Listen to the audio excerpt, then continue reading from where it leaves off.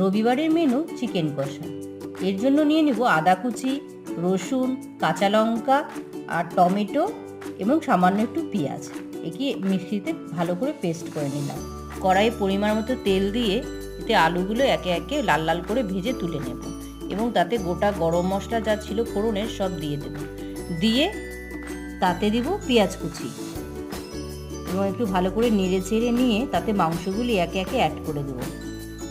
ভালো করে নেড়ে চেড়ে নিয়ে একে একে সব মশলাগুলি অ্যাড করবো, যেমন হলুদ গুঁড়ো, লবণ, জিরে গুঁড়ো, ধনে গুঁড়ো এবং যে পেস্টের মশলাটা ছিল সেটাও অ্যাড করে সামান্য লঙ্কা গুঁড়ো দিয়ে ভালো করে কষিয়ে হাই ফ্লেমে ঢেকে দেবো। এরপর আলু অ্যাড করে পরিমাণ মতো জল দিয়ে ফোটালেই তৈরি হয়ে যাবে আমাদের চিকেন কষা। Please like, share, follow my page. Thank you for watching my video.